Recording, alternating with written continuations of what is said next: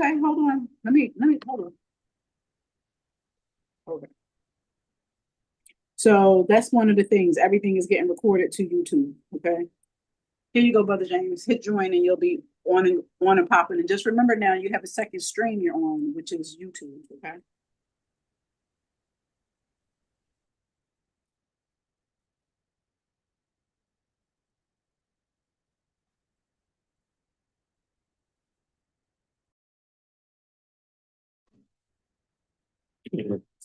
Assalamu alaikum.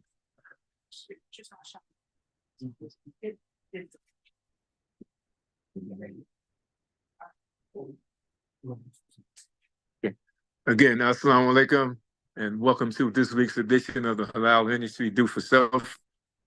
Again, my name is James Bashir, along with Brother Nate Muhammad and Imam Wali, Ayyub, Bilal. And also, we have to thank, we're going to start, and then we're going to thank the two sisters, too, Sister Sherry and Sister Martha.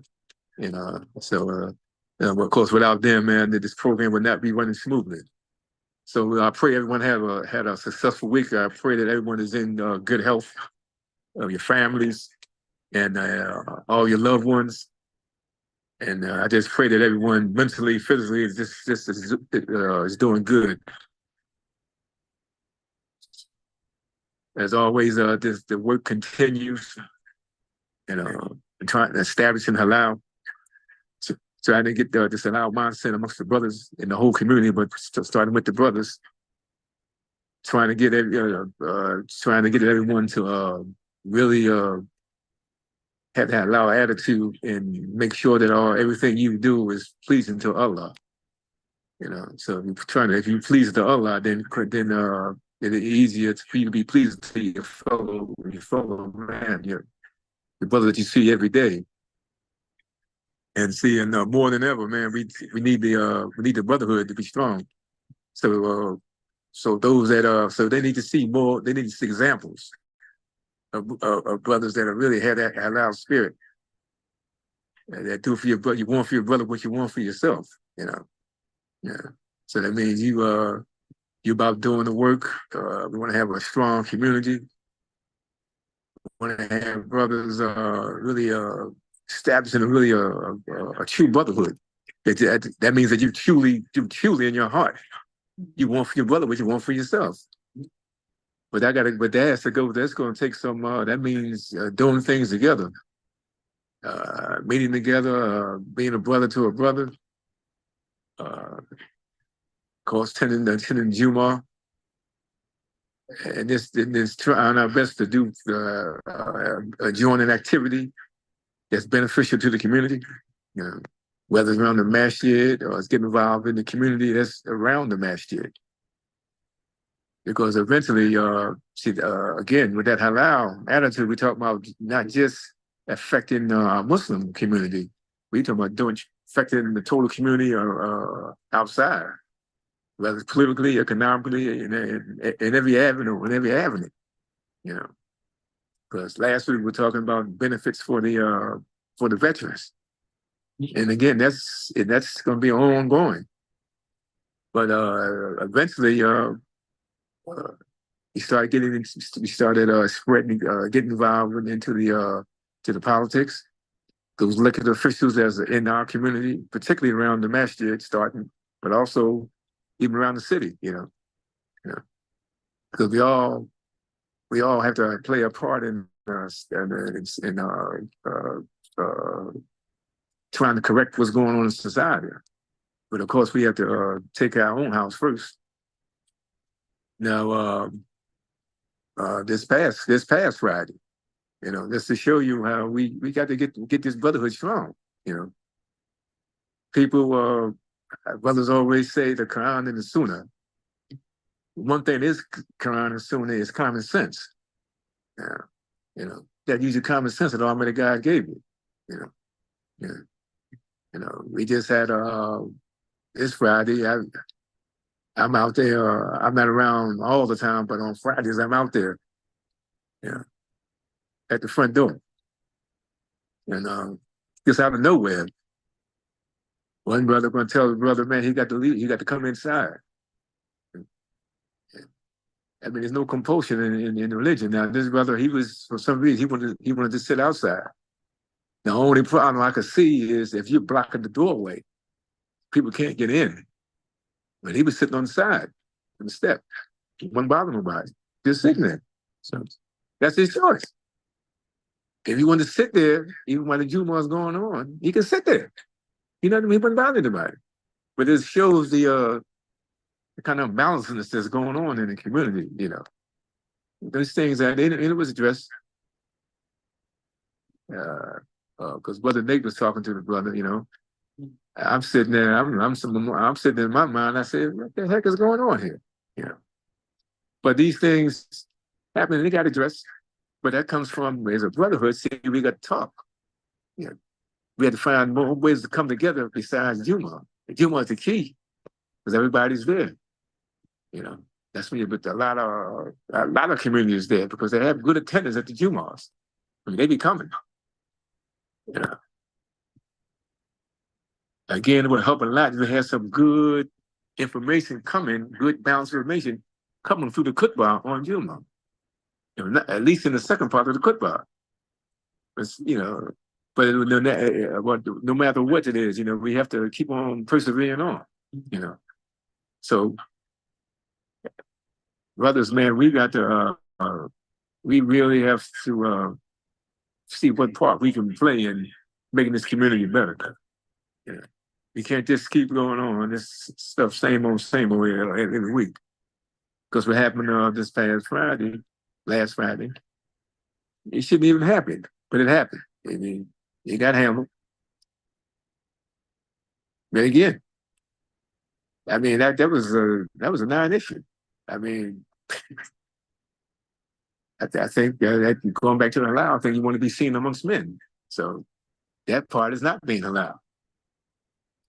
You want to come all of a sudden, you want to be a boss. You want to dictate. You know. I could see somebody was out of order, but it wasn't. It's calm. Matter of fact, the brother that was coming out there, he made more of a problem than when it was. Yeah. But however, that just goes to show us as a community, you know, we really got to work hard. And as brothers, man, we got to we got to talk. You know, somebody other than Juma, we need come together where we can talk and discuss, air out the differences. And of course, in the meantime, you know, work still got to be done. You know. Yeah. Again, we want to get involved. We want to find out what's going on in the community. What other kind of services are out there in the community that can benefit the Muslim community. You know. Yeah. So that means we really ain't got, you know, we got a lot of work to do. A lot of work. Not just inside. It's enough inside the community. We got to spread out and do dawah, you know. We got to find out. We got to bring people. Really, I'm talking about the politics because that touches everything, you know.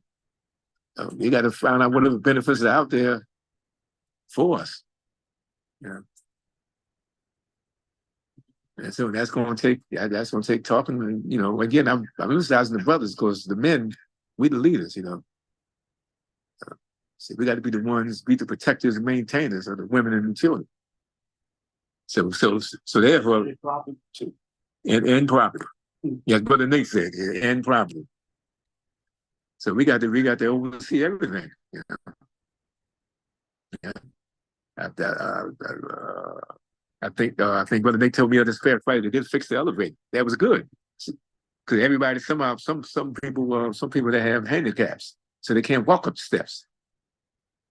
You know, so they have to use a lift to get up to the masala. You know, just common sense, basic stuff, but it's serious. You know, so you will make things convenient for the brothers and make it easy on the believers.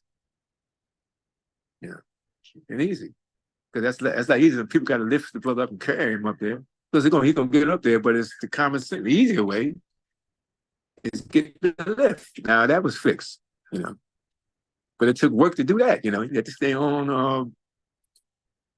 later go into it more in depth, but it wasn't easy, but it got done, you know. So we all chip in, and it can get done. Sometimes egos get in the way, you know. Yeah, but we ain't got time for egos, That time, you got to get the lift had to get fixed, and it got fixed. And aside from that, we as the brothers, man, we have to again we just gotta we gotta talk more, find out how we can make the community better. Because we get this you don't know who's doing what, Yeah. And we really it's a golden opportunity on these Jumas. The reason why I'm missing because not only that being our main day, that is our main day of worship, but also the people that come. We're getting good attendance at the Juma. That's a good thing. Since we don't have at the present, there's not another meeting set up where the brothers can meet. We don't have Talim set up where brothers are going to meet every day. They can discuss community concerns. So right now, our best meeting is the Juma, where all the brothers can hear some clear direction. If it's coming, if it's to be heard, it's going to be heard through Juma. Right now, at the present, the way things are going. Well, inshallah, man, that's going to have to change because we need other avenues to get together and discuss things other than Juma. Juma is our main day. But we got to talk other times than that too. We got to have brothers got to meet and talk and discuss things, whatever differences we have. Look at what's I'm saying. I have to make the community better. What things have to be fixed, what things that don't have to be. Whatever the community concerns are. We as the brothers, we're brotherhood, we have to discuss it, and find out what part we can play to make it better, whatever the problems are.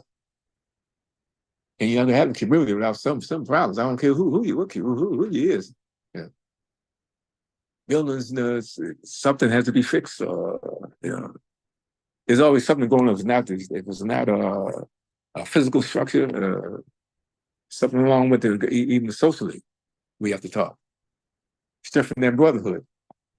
Really be a brother to a brother. And that means we got to meet more than just Juma. And we got to, we just got to come up with a plan how we can lay out whatever problems they are facing the community and see how we can fix them. One of the things at the last year that would be nice, we get to the day when we really have a resident imam. Yeah, that's the key. Have a resident imam and have to really get a structure. You get the actual chain of command, how things go. Then you want to have committees, So we got and that's something that's something that's coming. It's going to be worked on, but that's something that's we as the brothers, we got to that got to be in the forefront of our thinking. Got to have a structure where brothers can come together and talk and discuss things. Because at Juma, you can only talk to so many brothers. See, that's why again, and I'll keep saying this until that happens. Juma is really excellent time to get things started. If not, they're not in the first part of the khutbah, in the second part. Particularly that second part, because that's the part of the khutbah where you can address community concerns. The first part really won't glorify Allah. That's really hit the spiritual chords. And the second part again, you talk about community concerns, whatever's going on in the community, whatever the needs are, whatever's out there for the community. Whatever services are out there for the community, that's the time to get dressed. Address those concerns in that second part of the khutbah. So, but however, sometimes we just got to find, we got to get just got to make sure that we're working, striving as a community.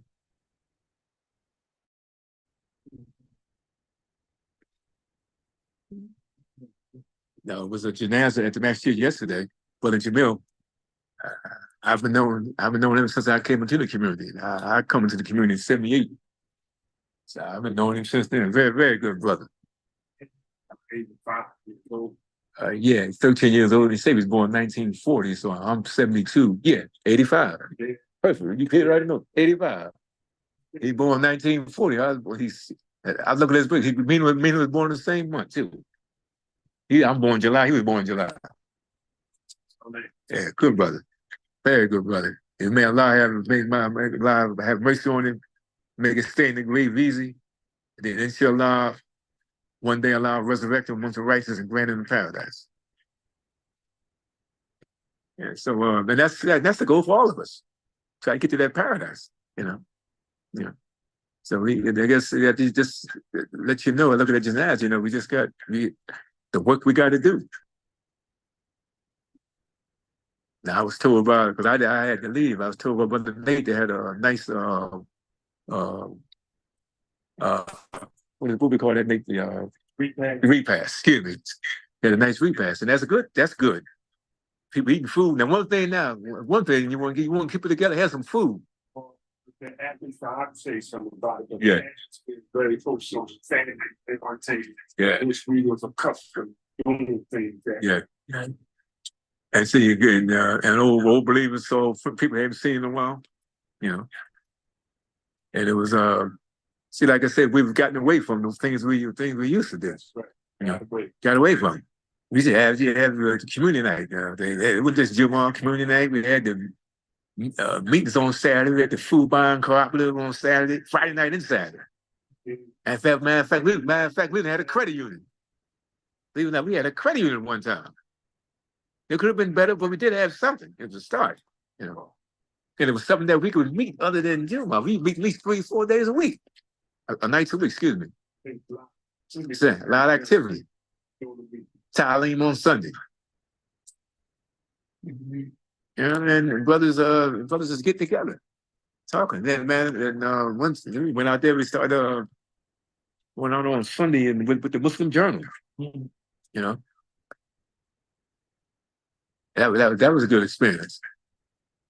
We lined up, we try to find an area, big area, go out there and then knock on the doors, sell the Muslim Journal, and invite them out to the top.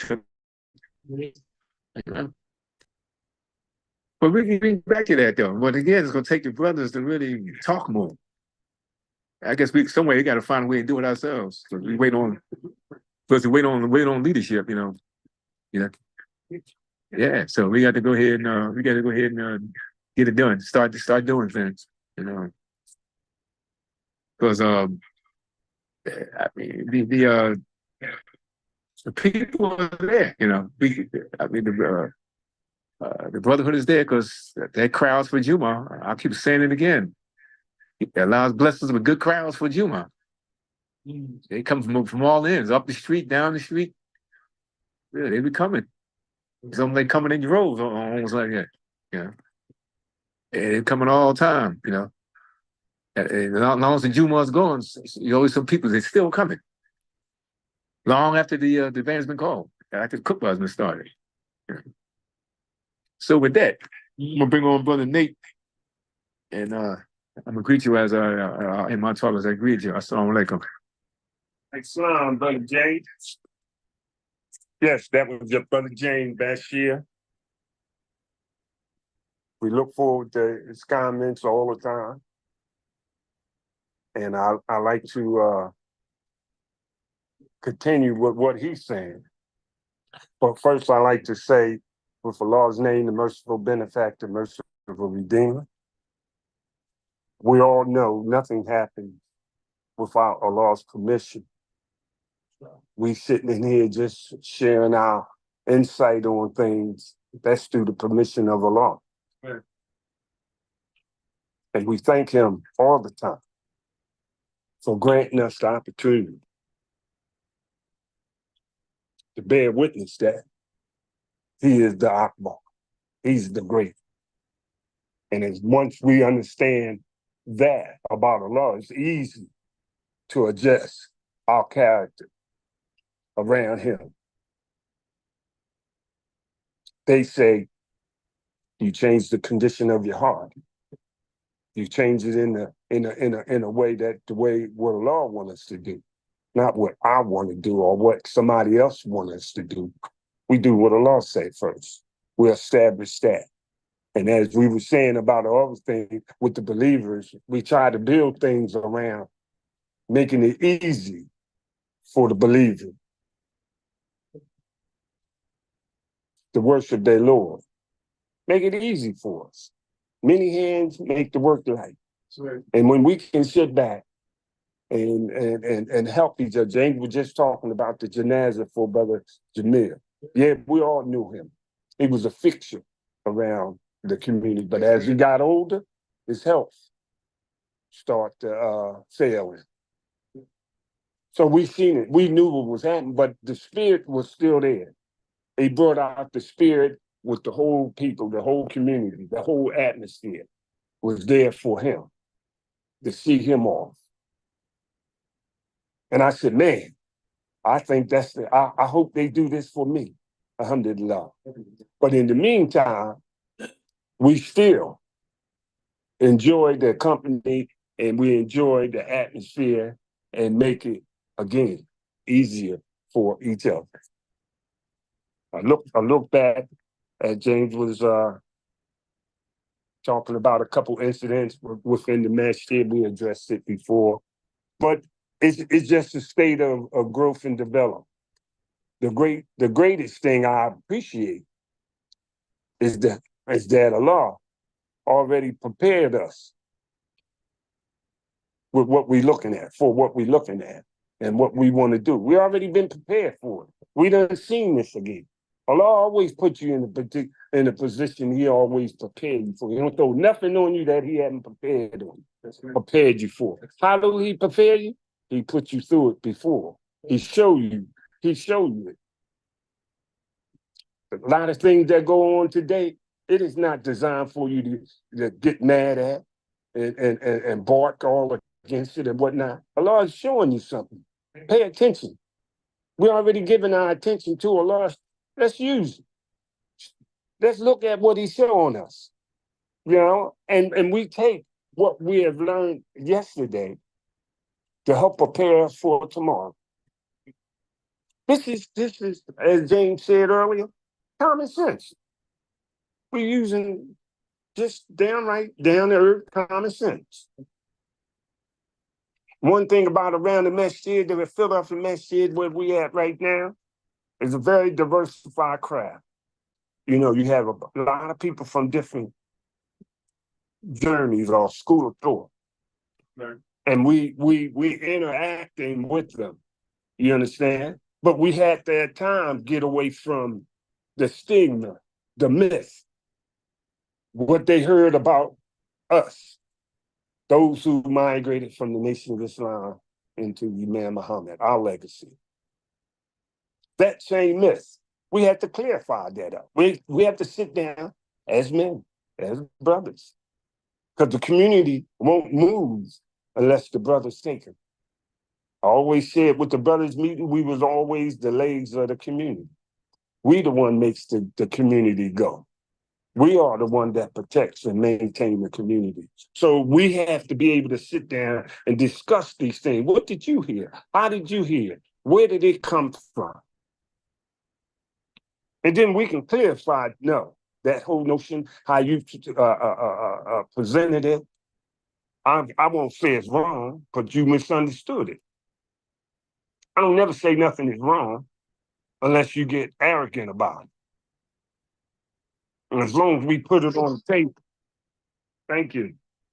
If we are using everything based on what we know, and we want to be fair and honest with each other, we can be transparent. We can put everything on the table. And then we can get some clarity by ascertaining the truth. Going back to where everything started from. You don't address anything based on what's on the surface. You got to go back where it started from. See how we got there. What caused us to get in this situation and all this? And clarify and rectify everything from there.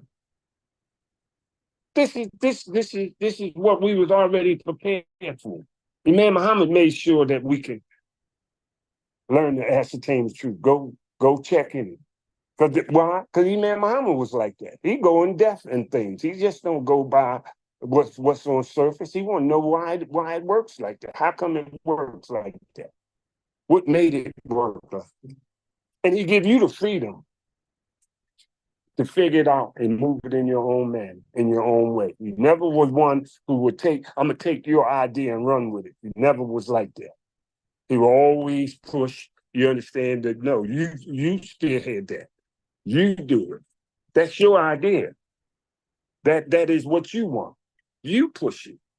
I seen him do it. I seen him how, and that's how everybody within the community that's supposed to have supported him. I'm talking about the leadership.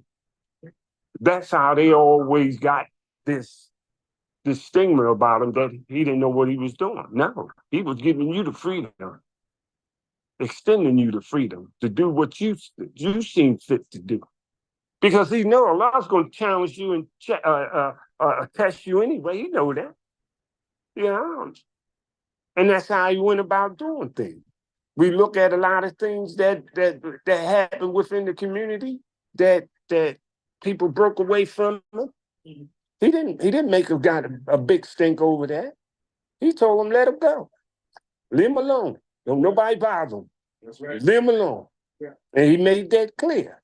And I would say, wow, you ain't saying no. But that was giving them the freedom.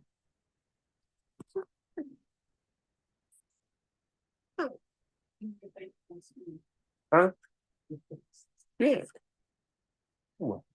But you got to understand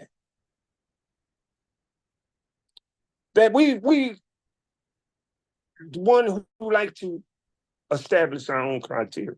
We talking about the halal industry. Do for self. We ain't looking for nobody to push that for us. We pushing it.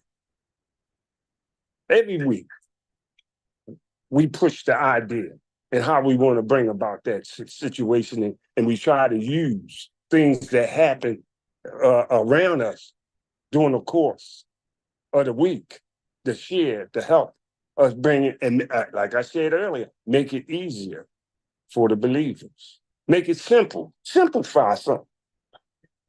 When you digest something and figure it out, you just made it simple.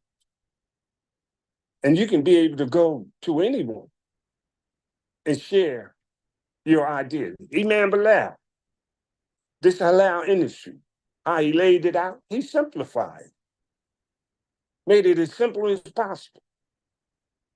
What do you want to do? We want to unite first. We can't get past nothing, nowhere unless we unite. Then once we unite, we can learn to do it for ourselves, create our own type businesses. And from the businesses, we form our industry. How simple can that be? That's the basic approach of how we're going to go about it. But it's going to be a challenge. And nothing is going to be easy. Nothing out here is easy. Everything is a struggle. With very hardship come easy. This is why we have to appeal to each other to simplify. What's your idea? What do you think? What you see? How did you do that? Did you see this before? This is the whole thing, how we going about doing things. The men sitting down talking,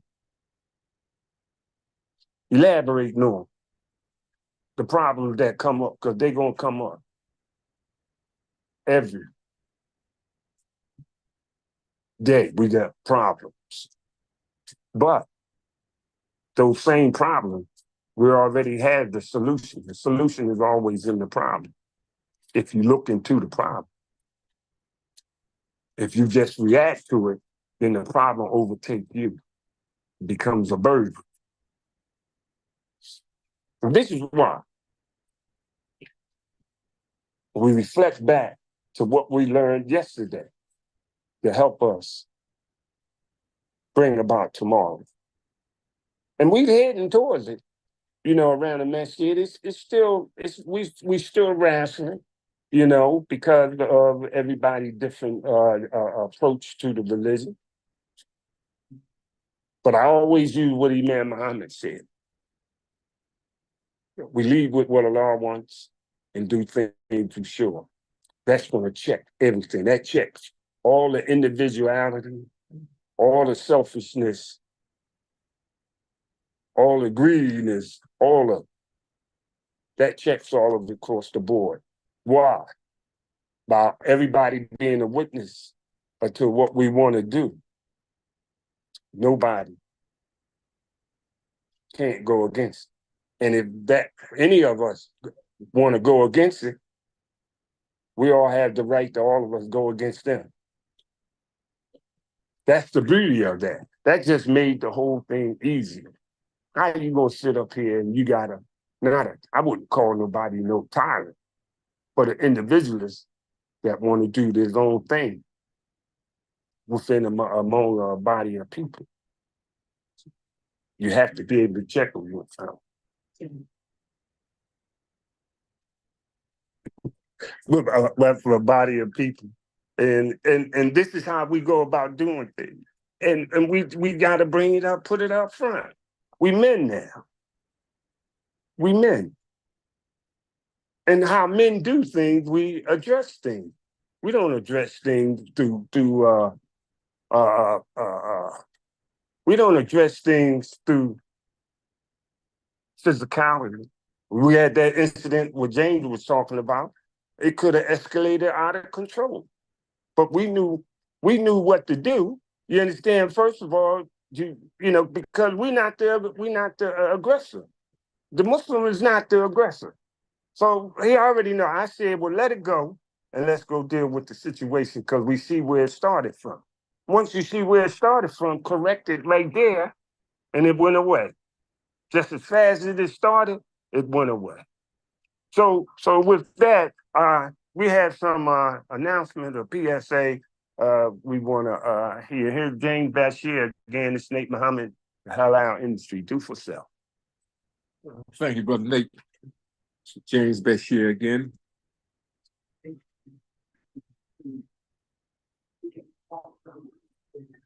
American Muslim 360, the #1 Islamic radio station in the nation. Support Muslim Journal digitally or manuscript or both. Muslim Journal is 60 plus years in existence. Support Graceline community in their efforts to educate on financial literacy and promote financial functionality while historical disparity are primarily amongst the medium low to no income persons. Join us every Wednesday from 5 p.m. to 7 p.m. Eastern Standard Time for an edition of the Halal Industry, Do for Self, with your host, Imam Wali Ayyub Bilal, President, Founder, and CEO of Bilal Zinc, and co-host James Bashir Nate Muhammad and Brian Ali. The interest of Bilal Zinc is to establish economics for the African-American people, descendants of the slaves of America. This program is to encourage people to unite and to build economic strength to establish community life by doing for self to build the model community. Thank you, James. That was our first PSA that we recommended to do a couple of them. And with our continue our conversation about the building, the halal industry. And I tell you, my destination is being halal, doing establishing halal, because I see that is the offset to deal with the society, not the people, society. We have to go after society and not the people. We can't take out frustration and disregard the people. We have to check society first, because the people are nothing but a reflection of society. What did the Honorable Muhammad do? May Allah be pleased with. He told us that, hey, you got a message toward the black man. He didn't say got a message for mankind. He said, I got a message for you, black man. First thing you're gonna have to do is you're gonna have to get some discipline. You gotta eliminate that swine out your life. Then the drugs, alcohol, tobacco. Then get some knowledge of yourself. Read up about yourself. Don't let the television tell you how you are, how you should be. You go read it yourself. Read in the name of your Lord. That's what he said. You know, this is how we go about handcuffing society. We want to make it so when we walk down the street, society see us and walk on the other side of the street. They'll get out them guys' way. Because why? No, they ain't going to beat you up. They just going to expose you. One thing I've learned about Shaitan versus fear, he hates to be exposed. So he'll do anything in his way to get out your way from being exposed. Again, that goes to show the Muslim is never an aggressor. He's the protector, but he's never the aggressor. And how they say truth or knock out falsehood, just by his presence. That's halal. That's putting you in a halal state of mind. And that there is a fortified, that wall to protect you. When you walk out that door, you walk out in this society looking for weakness among you. They looking for any kind of way they can get to you. Anything, any kind of way they can get to you, that's society wants. You give them an opportunity, he's going to take advantage of it. We want to continue to build and strengthen everything around halal, because then now there is no opportunity, because everything in the halal you have to do as one. We have to do as a group. That's why Imam Bilal mentioned we got to unify first. We got to unite first. That's collectively coming together. And when you move individually, you're subject to a weakness. But when you move collectively, there is no weakness, because no matter what comes up, somebody know about it. Allah already made sure that somebody gonna know about it. It's just like our history. You can't rid us of our history, because Allah has already established that. And he always left somebody that know the history or know what happened. They always know. I don't care where you go. That's why I'll be saying when these people talk about they're going to erase your history. No, I ain't worrying about them. You can't erase no history. These people come in here, like right now here in Philadelphia, we found out that the youth, they tried to erase the Nation of Islam under the Honorable Elijah Muhammad. Can't do that. You still got people that came through there. And as long as some people are still walking the earth, they still represent the nation there, because they have the history of it. Nobody in mankind can get wiped away. Allah makes sure everything been recorded. Your actions indeed is being recorded. So don't you think your history ain't going to be recorded? It's impossible. This is why I was saying, how dumbfounded can you think? If you understand how Allah works, you can never say nothing as stupid as that. You can never say it. That's why we want to start with Allah's name first, not with nobody else, because everything materialized come through him. And what we do, we have a problem, especially with men, take it to Allah. Before you participate in anything undoing, take it to Allah. Go pray. Ask Allah, what should I do? I've seen all the leaders of through history. I've seen them all. Take it to Allah. Ask Allah for guidance. I did what you told me to do. What else you have? Whatever you want me to do, I'll do. You know? I've seen it happen. That's the stuff I would read, and that would fascinate me, because I know you had to appeal to somebody for some help, for some guidance. And if Allah said how you deal with my approach or my challenges, you be patient, you persevere, and you pray. That third one, to pray, that's who you pray to Allah to ask for guidance. Because sometimes things can get very taxing, overbearing, where you have to bow down and ask for some help. We look at the trials and tribulations here in the city of Philadelphia, these 50 years in Philadelphia from Imam Muhammad, that we encountered a lot of experience. Majority of it, some good, majority hard, but through the hardship come the ease. The ease is the understanding what Allah wants you to do. That's the ease. It ain't there's no burden on you they done broke my back, how Malcolm used to say Clement Rock landed on us. But we stood up and continue to move. All these hardships that you encounter, it makes you resilient. It strengthens you.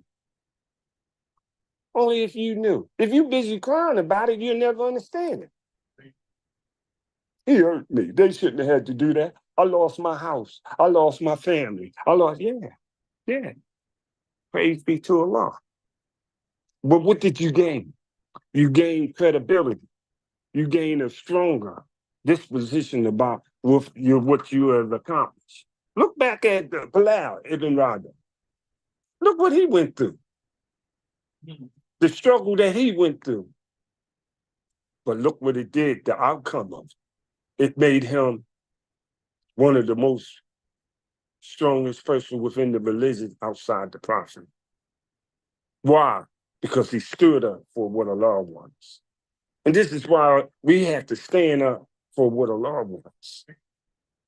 I believe Allah wants us to establish this halal industry because he's pushing everything in that direction.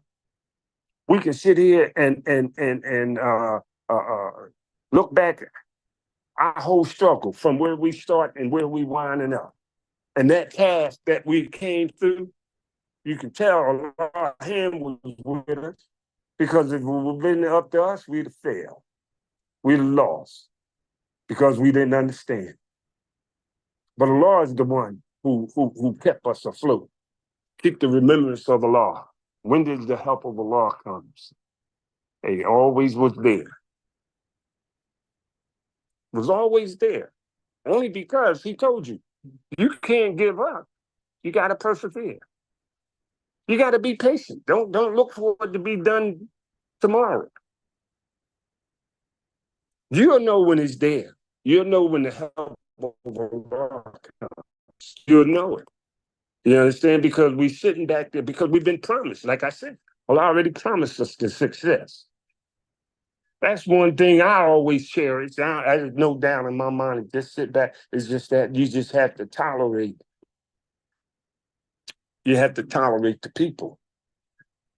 Not to berate them, not to abuse them, but you humble yourself to them. Because I know, not that they don't know this, but I know based on what they say, we just was exposed to a little bit more than them. But that don't make us better than them. That's why you stay humble with them. You can't walk around because he don't understand you and all that, and then I feel something towards him. I don't appreciate. No, you can't do that. Who are you? Allah is the one that's Akbar, not you. And anytime these guys sit up and talking about they the man and they beat themselves on the chest, they all that. No, you ain't nothing in the eyes of Allah. He the greatest one. I don't like what you did. Who the heck are you? You understand? Allah's Akbar. Yeah, what you don't like. Brother told us one time in the meeting, I got a bad reputation, Muhammad. Oh, really? We all looked at him. Oh, really? You understand? Oh, really? Who are you? If you ain't coming, if you're not Allah, you need to keep that to yourself. It don't mean nothing. It don't help the situation. We want to make things easier for the believers. That's our whole objective. Halal industry will make it easier for the believer because it will define a direction. It will define substance. It will define a way of life that benefits mankind. And don't forget our kind. I always say, when I say anything about mankind, I always mention our kind too. Because if you can't deal with our kind, you ain't going to be able to deal with mankind. So it all starts with your kind. As Imam Bilal talked about the 12 strings, and everybody knew their position or knew where they supposed to stand. That's scripture. Hey, that can't, that there, it relieves you to have some information, because a lot of time when society has kept a lot of stuff from us on purpose, not from a arrogant disposition. They just did it meanly, very mean towards mankind, especially our kind. They kept things away from us. And we the one had to go and figure out how to go about doing it. I always used to tell the brothers that us, the African American descendants of slaves, we have to reconstruction our whole life. We have to build our whole life. We got to lay out our destination, because mankind in the society haven't included us in their picture. They excluded us. So we have to build our own thing. And what's the best thing to build is in the image of Almighty God. That's where the halal comes in. That's where all that comes from. That's how when Imam Muhammad always say, we God's man. You understand? Now I understand what he's talking about. I understand what he's talking about. And that's the same picture that we build. But we had to be created in the eyes of Almighty God. That's why he wanted us to change our condition of our heart. Get that malice off your heart. You eliminate that attitude. As the Imam Muhammad said, that attitude came from slavery. That attitude came from slavery. And once we understand where everything materialized at, we can work to rectify. We can work to rectify everything. That's all what we want. And once you understand what's going on, it's easy to adjust to things. Whereas you got to go through something, a trial and error. You understand? We got to fake it till we make it and all that stuff. No, I don't want to do that. We want to like to know what we want to do. You learn the prayers, you know what to do. There's the procedures you go about doing the prayer. You learn to fast. There's a procedure you go about in fasting. You go to Hajj. There's a procedure that you go about to know what to do. And everything goes smooth. Very smooth. Because why? You knew what to do. You knew what was going on. They want to keep us all in the dark. And at the same time, bleed all the financial welfare out of us. Nah, can't do it that way. That's all part of that Satan plan to lie, cheat, and steal.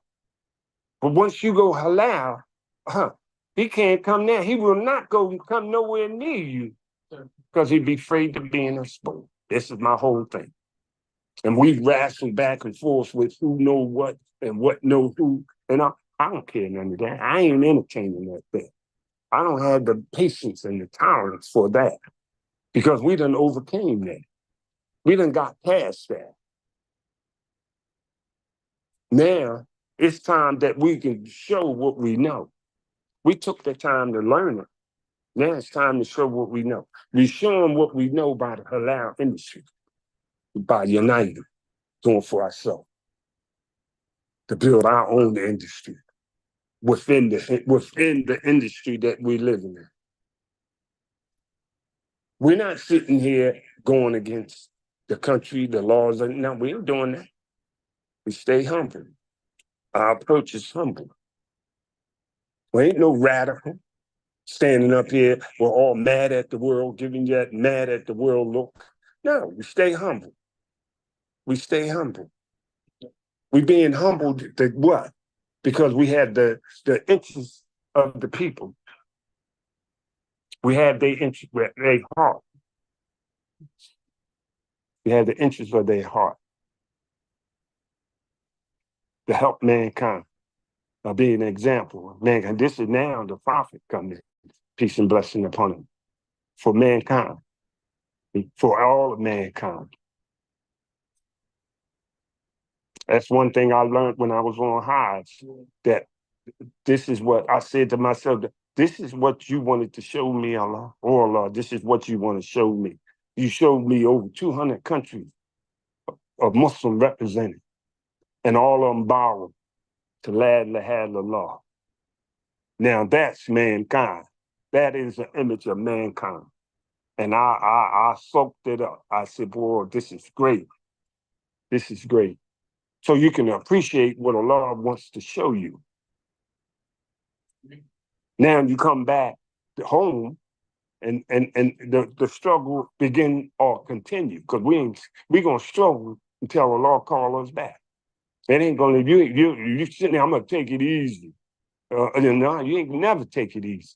Is the problem gonna come consistently? When you finish 1, 2, or 3 of them sitting back waiting on you. Where you been? Why you taking so long? You know? They just looking for attention. But the same way you solve one problem, the same way you solve them all. That's the making it easy. Yet simplify things and how we can go about helping the people, relieving them from the stress. They saying how the people are so mental today. Yesterday they was crazy. Today they mental. Mental. It's just that we don't have no answers to a lot of the problems that encounter. And them problems stem from what society put down on you, not what man put on you. It's society. You don't look at the people, you're going to fight the people. You're going to wear yourself out trying to fight the people. You got to, where the source coming at? This society. They have an epidemic of lung cancer, something like that. How do you resolve that? Eliminate those cigarettes or tobacco. Then that'll cut everything drastically. We have a thing with high blood pressure. And we be sitting in there, the doctor will tell you, yeah, well, it's something that you eating. No, I say it starts with society first. Then it's something that we eating. You don't put something that you eating and bypass society. No, society put unnecessary challenges on you that doesn't make sense, that you have to withstand, and how you want to channel that way out of, channel those ways out of it. You have to be able to, if you have things on your heart, on your chest, you got to talk it out. You got to get it off your chest. Else it's going to come out wrong. That's the stuff to me that has your blood boiling, not the food that you. Oh yeah, we got salt. We got intake a lot of salt, but they have the salt in the food because it works as a preservative. And if we know that, we won't put a lot of emphasis on salt. Yeah, we won't put a lot of emphasis on salt. If we know it's a preservative, then we know how to deal with it. But our people are still put a lot of salt in the food that's already been salted. And then we wonder why we get a higher case of hypertension? Hypertension. Yeah, hypertension. Yeah. But then this is how, when we go back and we ascertain the truth, you got to go back and find the roots of everything. We were taught when they told us to go back and find your root. We found our roots. The society tried to head us off and make a movie out of it and put what they want. They want to Hollywood it. No, I don't want no Hollywood stuff. I want to sit up here and say, look, what makes sense? Do it make sense? You mean you kept all this from us? Why? Because we didn't want you to know. You ain't got to tell me. But this is why we again, we try to make it easier for them. The halal industry will make it easier. First for the African American, and everybody still want to denounce that term, but I'm gonna always use it. You want to say you're an indigenous, and yeah, right. But majority of us came over as descendants of slaves, and that's what I identified with. And when we can clarify that with them, it'll make their life a little easier because they running around struggling with it. Right now, they struggling with religion. The different school of thoughts with religion is confusing them. These are the young kids. These are the young kids. These are the young kids. They tell me, yeah, we confused. We don't know, have a clue what's going on. But then now you have to simplify it. You have to go back to here. We come back with our teaching, come back and tell you where we started from and how we got to this point. That's right. And now you can see it's clear. They can identify with that. We ain't going to take you on a spiritual road and everything is crying and sooner and shake all these shakes around here. All these shakes, and he that now. We just need something simple. Something simple, common sense. That's all religion always usually been, from what I've learned. Religion is the way of life, designed to deal with reality, to help man deal with reality. What is reality? Common sense. You can't get around common sense. If you don't use the religion, you can't use the religion too without using common sense. It makes you look stupid. It makes you look out of order. But this is the thing that we're coming from, that we are faced with every day.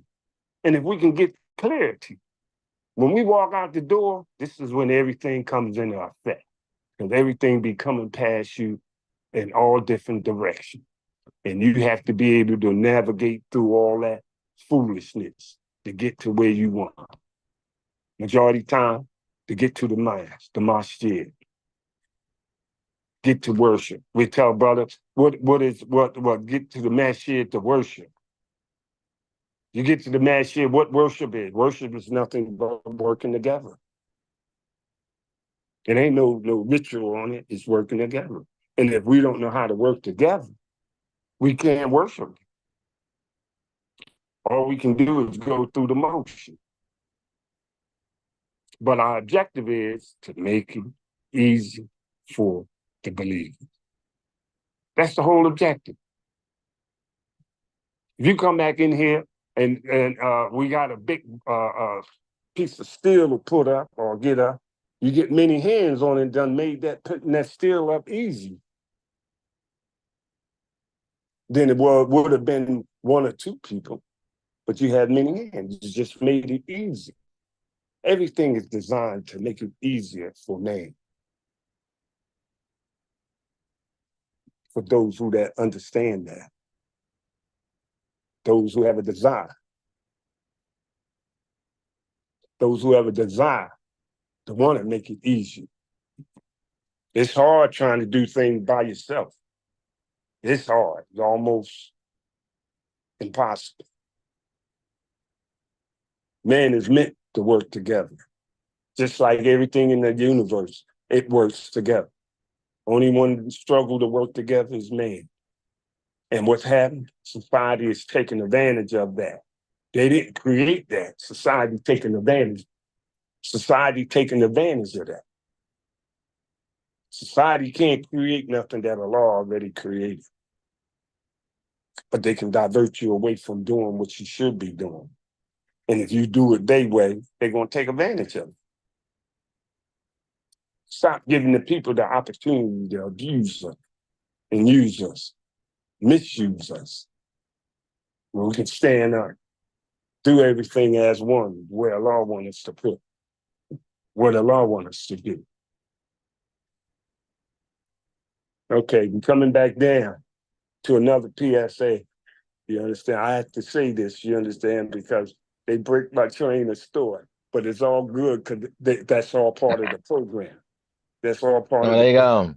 Mike Slime, I hear you, Brian. I knew you was there. You know, that's the professor for those who didn't know. So with that, I want to have the PSA. Here's James again to read the PSA. And Brian, you coming on right after the PSA. Like Yes, sir. You know what I'm saying?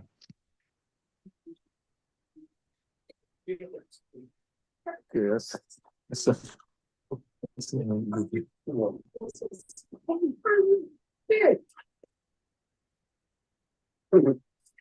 Join us, excuse me, join CWSC today.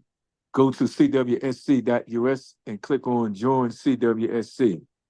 Do not forget to click on the blue donate button while on our website. Join us every Wednesday from 5 p.m. to 7 p.m. Eastern Standard Time for an edition of the Halal Industry Do for Self with your host, Imam Wali Ayyub Bilal, President, Founder, and CEO of Bilal's Inc., and co-host James Bashir and Nate Muhammad. The interest of Bilal's Inc. is to establish economics for the African American people, descendants of the slaves of America.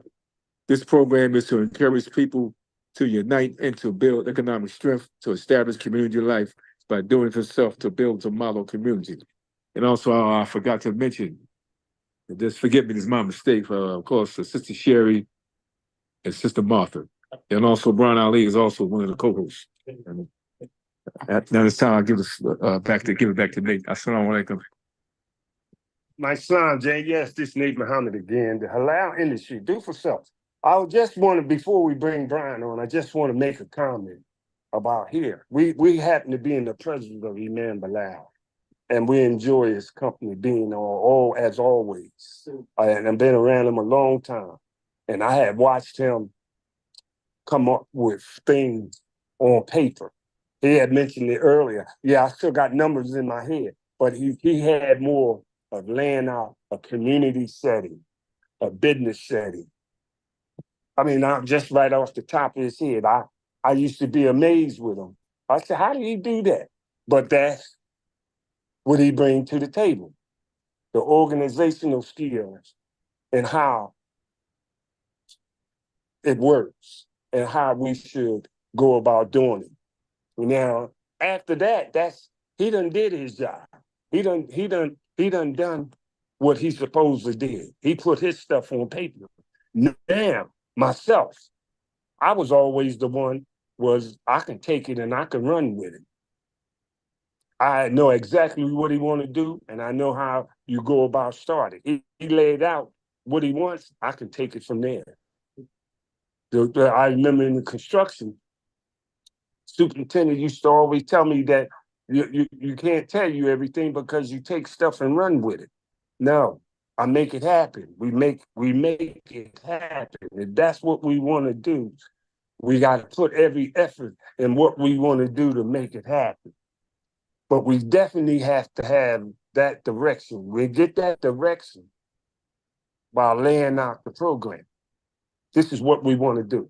You know, and who's it inspired by? Inspired from Almighty God Allah. They ain't inspired by nobody else. And that's what I used to sit back, and to this day, I still shake my head. And you know, I still have some of his old paper sitting on at home, and I shakes my head when I look at it. How that man do that? I got to give him, and I used to always tell him I got to commend him on that because I identify with it. And we can take that same thing and make it work. This halal industry, we're going to make this thing work. With the effort, man, first of all, with Allah's blessing and the effort of every man within mankind and zones our kind too. We're going to make this work. So with that there, I just wanted to share that there because it was hot on my head and I wanted to get it off, you understand, before I go to something else. So with that there, we have Brian, Ali. The floor is yours. Shukran. I want to first, as I always do, thank the brothers for allowing me another chance to speak. And I want to back up what Brother Nate just said. We used to be on another radio program on Word, Black Talk Radio, years ago. And the Imam and I would confer the day before, the morning of the show. And he would talk to me, but then he would say, I can't tell you too much because you take it and run with it. So I can attest to what Nate is saying. But we Yeah. always had, a very good show, I believe, because he and I were on the same page. And like Nate, I marveled at some of the observations he made to me. And then again, once he made an observation to me, I could take it and run with it. So I was always the introduction person on our show and to close out the show. And so I would start with what he and I talked about. And then one time on the radio, he said, look, man, I can't tell you nothing because you take it and run with it. And so, in agreement with Brother Nate, that's all I'm saying is very true. It's very true indeed. But listening to the brothers, and I had a thought, and I want to share the thought with you guys. And that thought is just this: one of the things that are causing a lot of the chaos, confusion, and what have you is simply this noise. There's a lot of noise out there. There are a lot of people making a lot of noise, but they're not really saying anything.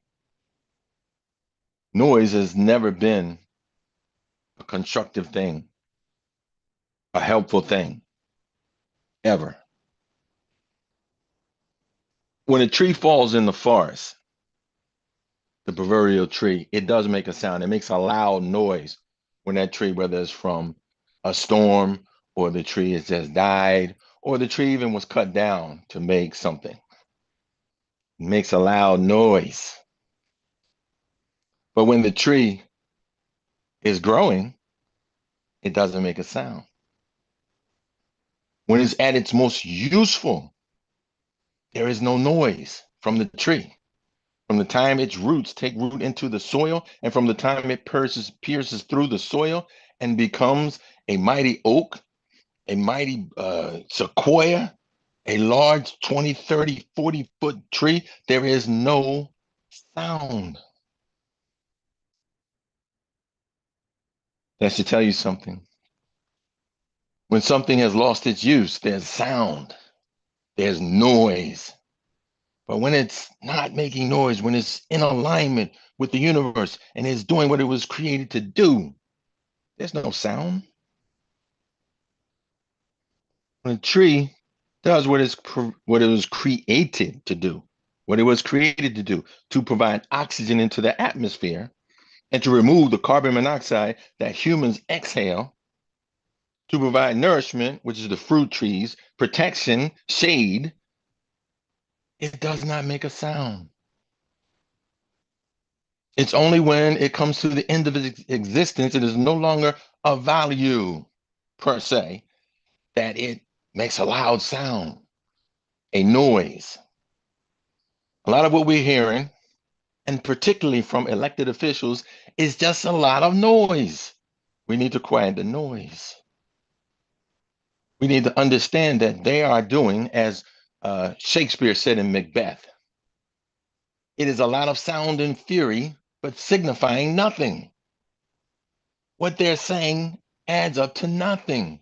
And that includes the current occupant of the White House.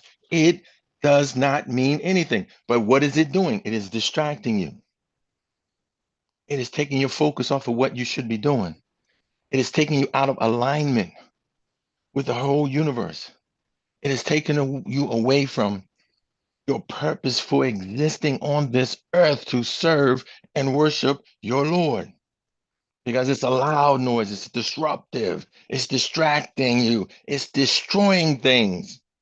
That's how you can tell it's noise, because it has no real value, but they say it loud. They say it strong as though this is the truth. The truth doesn't shout, because once you say the truth kills the lie. So it doesn't have to shout. It doesn't have to make a noise.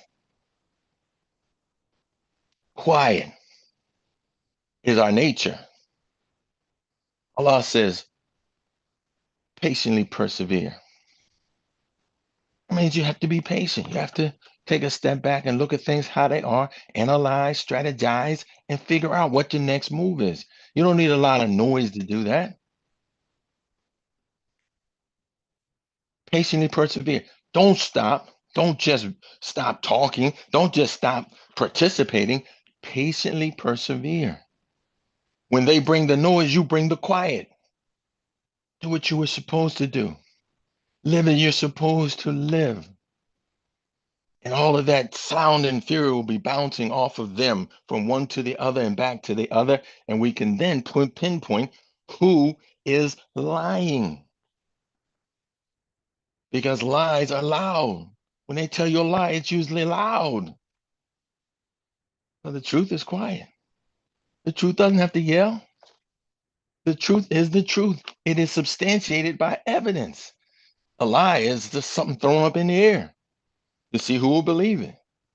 The only ones who really get tangled up in lies are the ones who want to believe it, and the ones who, like the flimsy spider web, have a fly mentality, a tiny brain unable to conceptualize that they're being lied to. And wanting desperately to believe the lie, they get caught up and entangled in a spider's web. The person with intellect, they wipe a spider's web away like it was nothing, because it really isn't nothing. It can only entangle and destroy someone with a weak and very limited intellect. I say again, quiet is when you're being productive. You don't have to brag about what you're doing. It shows. The one that's always telling you about what they're doing really ain't doing nothing. But they're telling you how much they did. They're telling you how great it's going to be. We're going to do things bigly. You're going to never see anything like this. This is the best there ever was, with no evidence. It's why they're using a megaphone. It's why they're using a microphone. It's why they're shouting it out.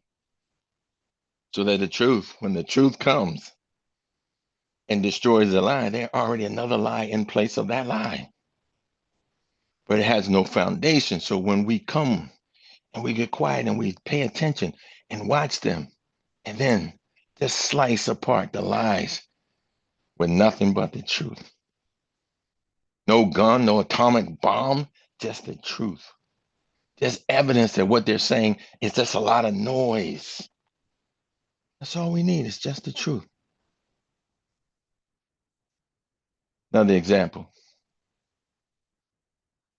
The sun is so important to our existence on this planet that if the sun were to nova or cease to exist, the human species would cease to exist. That's how important the sun is. Yet,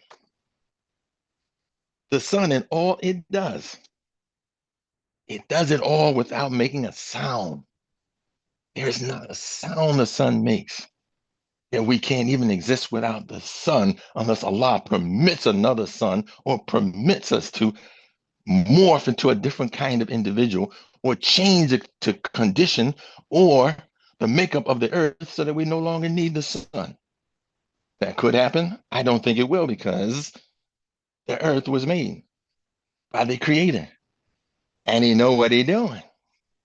We don't know. We speculate, but we don't really know. But we do know without the sun, we die. Let me say again, without the sun, we die. But know when you know, and if you think I'm not telling you the truth, tomorrow or even tonight, go ask somebody, you ever heard the sun? Now you've seen the sun, 93 million miles away, and you can see the sun, but you never hear it. Ever. because the sun is in alignment with creation, and the sun does what it does, what it does, what it does over and over and over again, relentlessly, never backing down, never changing. And that's how we have to be. Allah has shown us in creation. Man, Bilal said, he said, look, you know about your faith? Look into the creation. You will understand your faith better. Look into the creation. And when we study the animals and we study the nature of things, the plants, the trees, all of that, we begin to get a better understanding of us. You don't hear the heavy thinkers shouting. You don't hear them bragging about how much they know. It's the ones who are suspect, who are always trying to clamor for your attention and trying to make a noise so that you look at them and get your attention over and over and over. Why is there so much noise? I'm not saying why there's sounds. Sounds are necessary. Things make a sound. Noise is not, excuse me, is not a sound. Noise is a disruptive element placed again to distract, to disrupt, and in its eventuality, sometimes to destroy. Destroy your faith, destroy your analytical, thinking, intelligent mind to the where you get to be a person who just can't comprehend things, can't understand things. So the noise distracts you. And then we get in disputation with each other because we can't hear over the noise and we begin to shout at each other. So we're not really communicating with each other. We're not really talking to each other. So we stop talking to each other. And then we start shouting at each other to be heard. But when you shout at someone, you can say the nicest things, but they don't perceive it that way. You shouting, but I love you. That's not what they heard. We got to understand where we are and who we are. But if someone hates you, they shout. They don't whisper hate. Hate is a loud, noisy word. And I just hate that dude, man. It's said with such velocity. But if you say the same statement and replace the word love for hate, but you say it in a loud, noisy, arrogant manner, they did not hear the word. So now you have a misunderstanding between us. Now you have animosity between us. Now we have confusion between us. Now there's chaos all around with different groups professing to have the same understanding, professing to have the same language, professing to have the same faith in a violent, disruptive relationship. We got to understand where we are. We got to understand what we need to do. Because if we don't, there's going to be a time when the noise, the volume of the noise goes up over our intellect. When the volume of the noise is so great, so we can't even hear our brother standing next to us. We can't even have an understanding with the one who is making salat right next to us because the noise that they're creating, that Shaitan puts out there is so loud. We no longer have an understanding about what we profess to understand. We become ignorant to our own ignorance. And in that ignorance, we begin disputations and arguments and disputes and fights over something we just previously had agreed upon.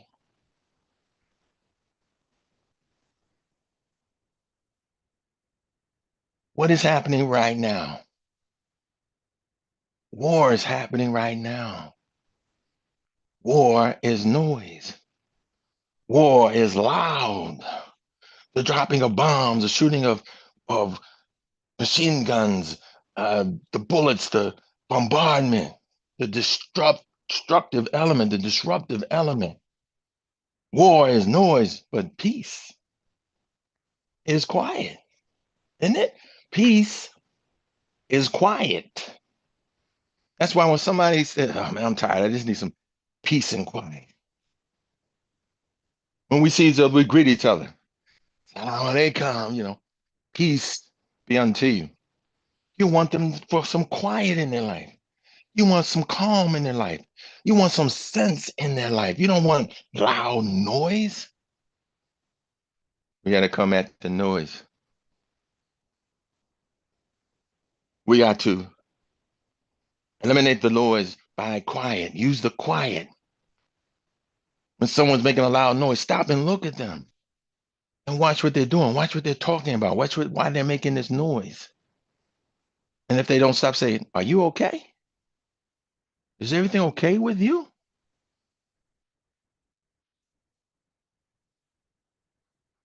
We can't go on the trajectory we're going on currently, and we have to eliminate the noise. We have to quiet the noise. We have to get ourselves to quiet ourselves, because once we get quiet, we can contemplate. And then once we contemplate, we can educate each other in what's really happening and what we all need to do with each other and for each other, so that there becomes, again, a harmony and balance. We have symbiotic relationships with each other. We have relationships that are mutually agreeable. We have relationships that work for all of humanity and not just a collective few who have amassed a small fortune. But right now, the noise, and let's be clear, the noise coming from these administrative individuals, these politicians, this noise is because they actually are trying to divert your attention away from what they are really doing. What are they really doing? They are stealing. The US government in 2023 took in taxes of $2.18 trillion with a T, trillion dollars in 1 year. An astronomical amount of money. Do you really think it costs $200 million to build a ballroom? We have common thieves masquerading as people of authority, people in positions that we should respect. But the noise is because they are trying to hide criminal behavior. We have to stop allowing them to come right to our face and make a lot of noise to get us to not understand. So I'm saying, don't be quiet just because they want you to be quiet. I'm saying, become reflective and then respond. Respond by replacing the faulty elements in our society with the proper elements. And you can do that if you silence or eliminate the noise. Because we're even at the mosque, I'm sure at the synagogue, in the churches, in the pupils, in the rostrums, in the minbar, there's a lot of noise going on. Let's silence the noise. Let's make people. Let's show that we're from Missouri and say, this is the show me state. Show me. Like Nate was saying earlier, we got a lot of people and they're coming at us with a lot of cerebral and intellectual aspects of the religion. And yet we're forgetting about the down to earth, the sound, logical facts, and the evidence right before us that drew us to this beautiful religion and keeps us in this religion. Because it was so practical, it made such sense to us. So when the noise comes, for a minute we're distracted. But when you quiet that noise, you remember why you're here and you remember what you're doing. So remember the stuff going on around like the wars, it's a lot of noise. What do we do about the noise of war? We begin to establish peace in ourselves, in our households, in our neighborhoods, in our states, so that the warmongers no longer feel comfortable creating wars, creating famines, creating hostility around the world. They don't feel comfortable anymore once we establish the peace and quiet. And on that note, I will leave you as I greeted you through peace and quiet. Hi, salam alaikum. My Islam, Brian, alhamdulillah. I see we got a hand up from Michael Hameen. Brother Michael, you have the floor. Assalamu alaikum, everyone. My Islam, brother. Alhamdulillah. I'd like to expand upon this idea of noise. In battle, you know, in battle, each side makes noise. Mm-hmm. And the noise that we need to make is the noise of talk and strategies and actions for more productivity. Now, we can deal with the broad strokes publicly, but we have to have the bare meetings, where there are no cameras, no mics, but just simply us identifying how we're going to proceed.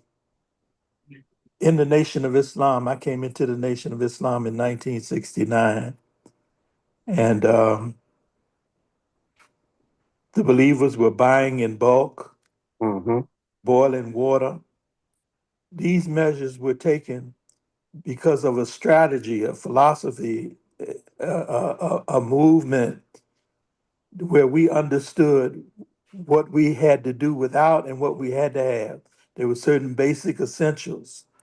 This is the kind of talk that we need to talk, We need to talk flat-footed, common sense talk. Mm-hmm. Imam Muhammad represented that to us. He told brothers and sisters in business, maybe some of us didn't hear it, but Dunkin' Donuts and Ben and Jerry's, or whoever that ice cream company is, that came together, and other business entities came together to share expenses. Common sense strategies for survival and success. This is the kind of talk that we have to have as men in particular.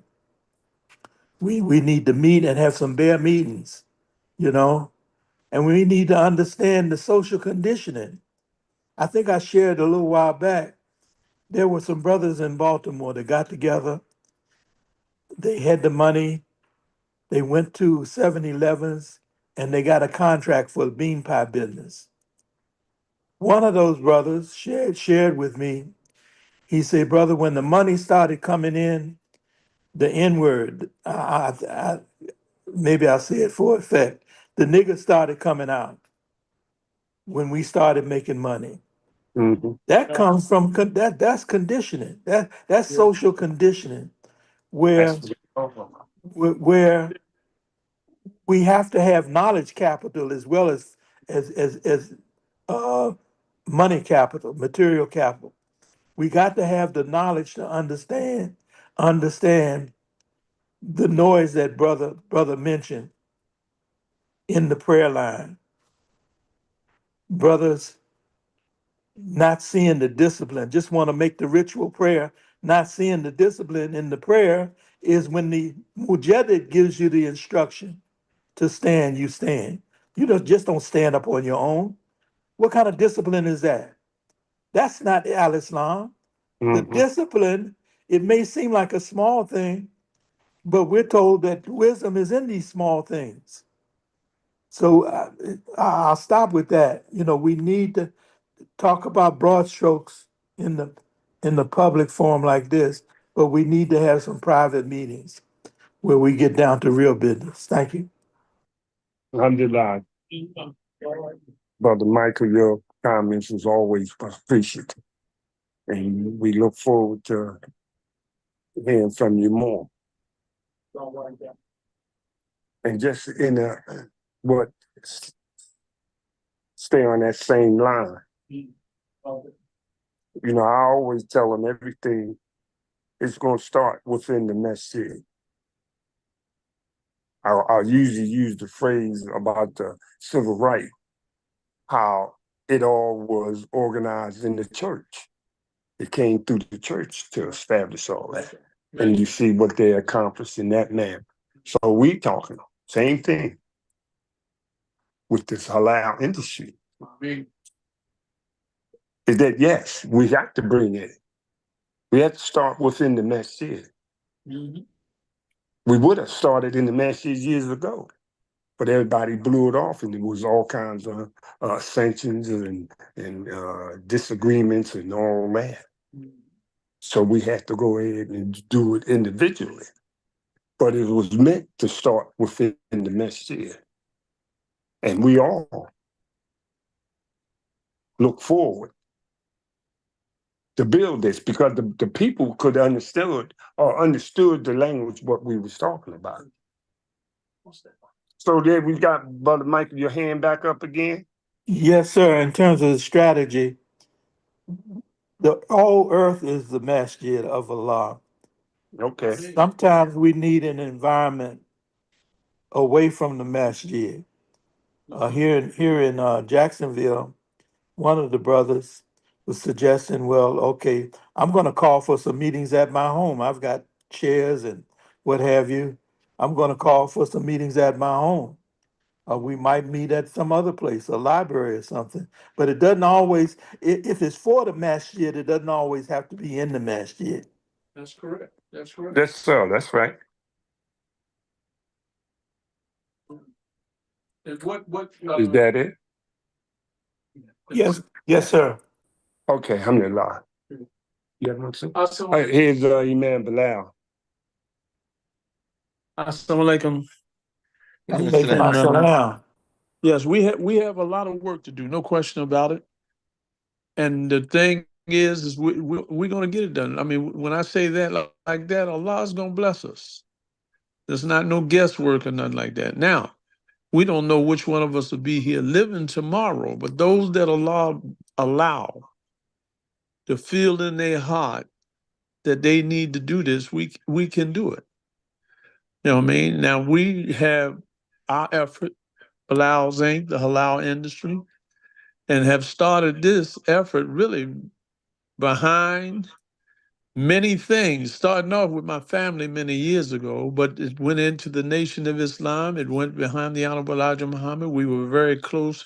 I was blessed, me and the brothers here were blessed to have the contact directly with Imam Muhammad. We built from there. We built from other areas. And today, over a few years now, some of you have been hearing about Bilal's Inc., the halal industry. Prayerfully, we'll see some physical movement before this year is out. We'll need some of you to be a part because we don't want to do something in one area. We want to spread. And not only that, many of you have a picture already of what should be done right where you're at. It has something to do with the same time, might be under the same name or a similar name. So we got work to do.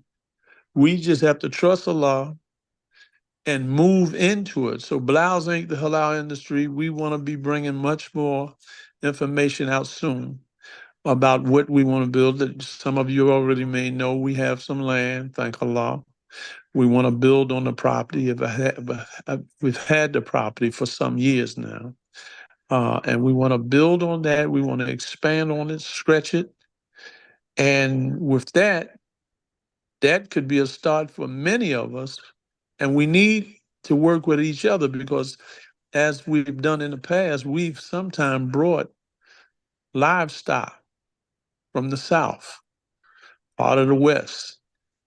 But when we do things as we plan to do with Bilal's Inc., as we span I should say expand, then this is something that all of us have something to do with it. And, you know what I mean? I have a picture that I want to put out to the group that we have within the next week or two that will be some of the steps that's coming up now for us to open and get prepared. And one of the things will include people having their desire where we can expand with them as we grow. For instance, we know we're going to, if Allah bless us, we're going to complete opening an area for market. But just like everybody else started markets, you know what I mean? You name any market in any state that we in, they got markets all over. Why shouldn't we have them? So we have to have them too. You know what I mean? And so we hope that we will be help to you and you all will be help to us and we'll grow as that Islam we used to once have, the Nation of Islam and the movement after that from the Honorable Elijah Muhammad coming on through, and many of us picked up things from the church even after and before Islam has come to us. You know what I mean? So we got family work to do. We got business to do, and all we got to do is just trust each other and keep working together. And I pray to Allah that what we've started here, just like others have done in the area, that Allah allow us to see the growth and make it very beneficial for those of us in this area and areas around America. We don't need to be limited to one area. We just need to make sure that we build and we expand. And there's no limit. All of us ain't got to be into animals, into livestock. It's going to grow other things too, because we got to have people who will build for us, right? Right now, you got a lot of people stepping in places to build for many of us, the Muslims. Build for many of our places. No, we need some of our own Muslims. You know what I mean? We'll take others because they are family members too.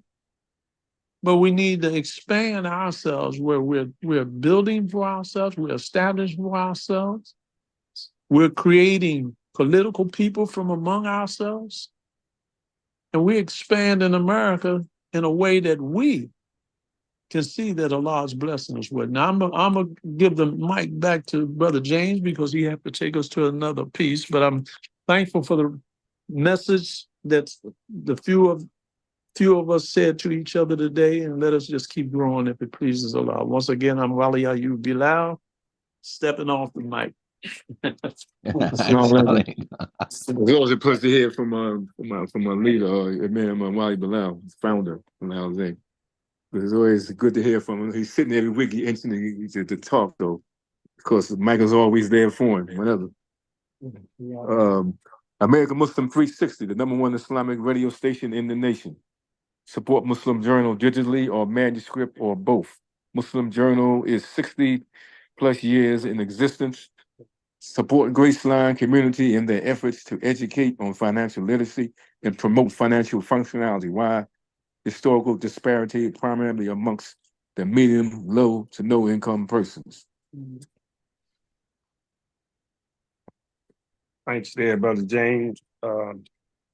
We just like to, as James said, we like, it's always good to hear from Imam Bilal. James said like to hear from, but he's been talking ever since I've known him.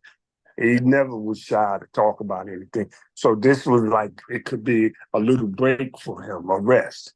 You understand? But again, he always been the anchor as far as conversation behind us. And if we ever got tongue-tied and forgetful, whatever, he always was there to cover everything. But again, as he always said, and we were saying, Imam, the land we had, the property and all, I don't mention it a lot until we start making physically progress on it. Right now, we're still wrestling back and forth with certain things. And again, after hardship come easy. And I'm just weathering the storm. I'm just persevering. And at the same time praying to Allah that we can. And we will be successful. And when that happened, that's when I present it, because that's what I do. I take it and run with it. We still, like I say, wrestling with it. It's there and there, but we there. We know where we're going. We have our plan, how we want to deal with it. That's already been in effect a long time ago. It's just a matter of doing it. And it's through time, through that token of time. So again, we appreciate everybody, the comments, and especially from Michael. I mean, I always look forward to hear from him because they always bring something to the table that's inspire you to continue to do what we've been doing. We can identify with everything everybody's saying because we already incorporated it in our action. But through the grace of Allah, everything will come into effect when Allah presented, when he presented, not I presented. I can't stand up there and say, we did this. No, Allah did this. You understand? We just the benefactors of it. Mm. We benefited from it. You know, so I don't never try to put the cart before the horse. I'm gonna stay patient. You know, whatever time it takes that we'll do. But in the meantime, we still bringing it to the attention of the people. This is what we want to do. This is how we want to do it. We don't have no control over what's going to happen, but we do have control over how we deal with it when it do happen or with anything happen. So that's what we sit back and we prepare ourselves. We've already been prepared for a long time. Long time. If this thing kick off tomorrow, we'll take the ball and run with it. Okay. All right, we got another hand up. Is that Kareem Hameen? Brother Imam? That Yes, you? sir. Yes, sir. Assalamu alaikum. How you doing, brother? Wa alaikum assalam. I'm doing Yeah. fine. So far, praise be to Allah. Always a pleasure to hear from you. Yes, sir. Every week I look forward. Yeah, well, I've been seeing you. I've been seeing you, up Yes, there. But yeah, I know, it's always an honor to look forward because you was always there with us. Alhamdulillah. You know, Michael Hameen mentioned something that I've been pushing for quite some time now. That flatfoot talk, and I've said it. We give each other kutbahs, which kutbahs have their place. But all right, let me say this. The Nation of Islam, it started in the Great Depression. 1930. It was during the Great Depression. That's right. And we are getting ready to enter into another depression. A deep recession. There you go. We can do it. The economists are saying that. Yeah, okay. So let's return back to we used to share with each other. I mean, we would talk to each other not in highfalutin language. We would talk plain language to each other. That's right. There's a plus coming concerning the acquiring of meat. Those that own cattle in this country, yes, yeah. They are crying. They're getting ready to lose their farms and their businesses. This is an opportune time to purchase cattle on the hoof, still alive, for little or nothing. For little or nothing. So and we have to stop seeing ourselves as upper middle class consumers. That's right. You know, Imam Muhammad mentioned how if you rode through the African American alleys, you would see the trash can overflowing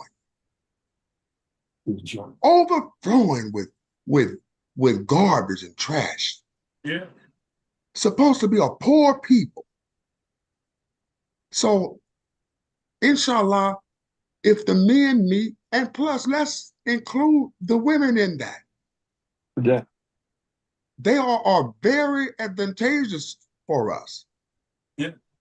So I remember us having to have a little bit, but we stretched it and made it do. My mother would take leftovers. You hear me? Yes. Yeah. And boy, wow, we'd eat. And also the block that we lived, everybody knew each other. I mean, that's it. And we would share with each other. Lot way. So the sort of neighborly needs is very important for us to focus on. Know what I mean? But we know is coming. There is no doubt about it. Yes, sir. We're getting ready to be faced with a deep financial recession. At one time, families lived in one house. I'm talking about, when I say families, I don't mean just one family. Yes, sir. Families. Families. That's right. Yeah. And they shared in the maintenance of the home. I mean, so let's let's talk along those lines. I mean, You know, yes. it's over. We've been styling and buying Eldorados and all the jewelry all around our neck, partying and carrying on. That's over. That's right. We got to get back to basics. That's right. I mean, for our own survival. That's a fact. That's a fact. And stop all this highfalutin talk. I'm not knocking anybody, but I have heard people speaking and they pause, searching for a $10,000 word to sound very erudite. Oh, yeah. Let's just talk to each other. Let's talk from our soul and let's use the language that we all understand. There you go. We got to come off of this psychological tower. A psychological tower. Yeah, you're right. So I'll stop right there. There's so much more that can be said, but we got to come back down to earth. There you go. I'm just thinking that. Come back down to earth. In the Nation of Islam, everybody ate bean soup. You know it. That's right. And loved it. We had brown rice. That's right. We ate toasted wheat bread. That's right. Imam Muhammad shared with us what they would, this was back in the early years. Oh, yeah. When they would have so-called Savior's Days. There you go. At each other's homes. Yeah, we remember that. They ate chicken feet and was glad of it. That's right. That's right. They gave their children an apple. And the children were very appreciative of that. That's right. That's for luxury. Sister Varner in Detroit, I'm so glad I met her. She was alive during that period. Oh, yeah. And she mentioned how her and other sisters would go out and would collect pennies. Collect pennies. I got you. Yeah. And come back to keep the nation afloat. All right. That's right. That's what they did. So let us sober up once more. There you go. And start talking to each other. The conversations that people used to have across the back fence. I'm talking about things I've seen, things I've experienced.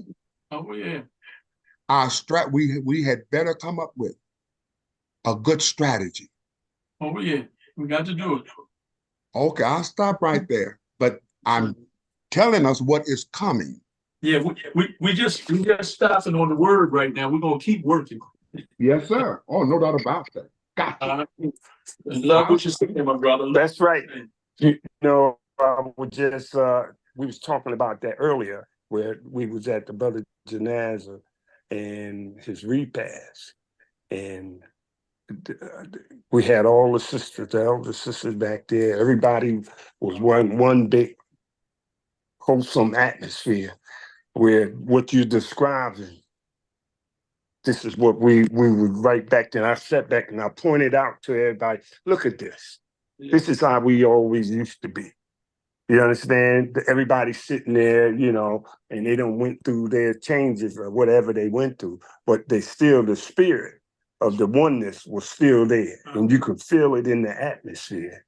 And how, as you say, buddy, man, the people, we have to get back to that. That's it. And getting back to that is to remind those who come around us what we experienced and how we went about doing. Get it done. That's right. As that strategy, as you mentioned, just a friendly reminder. Yes. We can do this. I mean, We can do Mike's time, brother.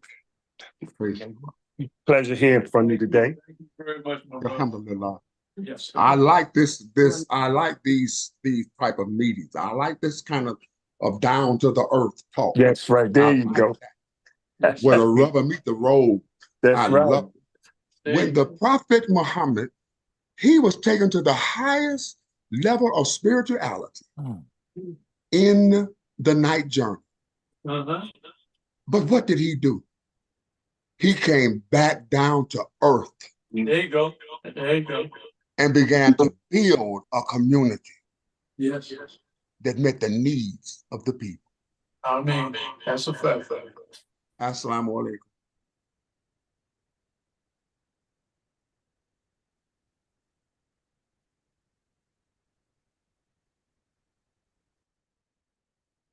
Thanks again, brother, you man. Yes, sir. Yes, sir. We would say we keeping it real, keeping it simple, so we won't look stupid. You understand? And keep it down to earth. That's right. And keep it grounded where everybody has to fend for each other.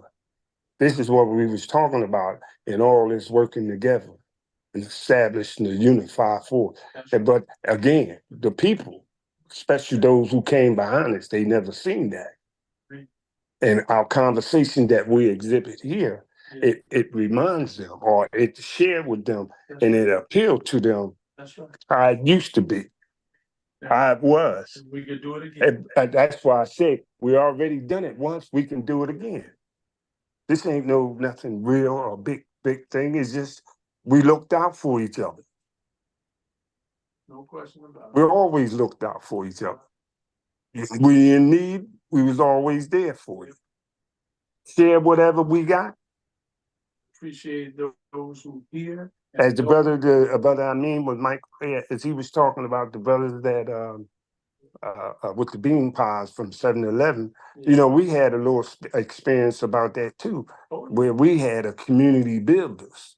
We had a little company that we got in, and we went about the first check or two came in, and the money was there in the bank, and all the brothers start complaining about they got bills. We already had decided that we was going to let it sit and grow.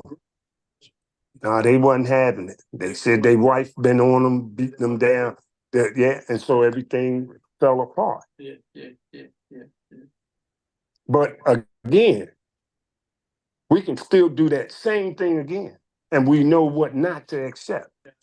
This is what I mean by we go through it one time, we see the harm, or we seen what destroyed it. The program's still on? It's seen what destroyed it. Yes. So we know what not to do. This is why it only happened with Allah's permission. And like I always say, He's always designed to show you. You have to look at it. You can't complain and feel sorry. No, learn from it. And take this whole thing and let's move. And we can check everything across the board.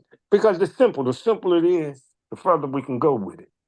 And everybody can identify with it. This is what I said earlier about how you make it easy for each other. You're making it easy for each other. But it's up to us, those who have done it before, have experienced before, to lay the groundwork. And as the people come around us, when they talk, as the brother said, they come with their hot sedity stuff and they high profile stuff. We had to keep it simple. Don't break it down. No, we keeping it simple. You know what I mean? So then you can't hide behind that. You gotta be able to stand on your own merit, your word. You can't go by like he said, to use these big words and mesmerize somebody. No. We gotta keep it simple. And as long as we keep it simple, again, we won't look stupid. That was the old timer told me that long time ago. You know, and I live by that. I incorporated that in my action, how I go about doing it. And that's why we try to explain and share with you the simplicity of everything. And that's what the understanding that you go through all this, to get the understanding of it. All the other stuff, you let it go. The pop and glitter, I don't need no pop and glitter. That stuff gets you in trouble. You know, I don't need that. So we got 5 of, we'd like to thank everybody for sharing with your comments with us today. And it was very appreciative and very enlightening. And it always left something for you to think about when you walk away from it. And we look forward to next week with another edition of the Halal Industry, Do for Self. And we like to also, again, thanks to 2 sisters, Sister Martha and Sister Sherry. They're in the background pushing me to do the PSA, but that's fine. I can accept it. I keep it simple because we're working here as a team and we keep it the best effort out in front of us. So with that, again, we appreciate your comments and your listening, and we look forward to hear from you next week. This is Nate Muhammad here at the Halal Industry with James Bashir, Imam Muhammad. Imam Bilal. I greet you. Assalamu alaikum.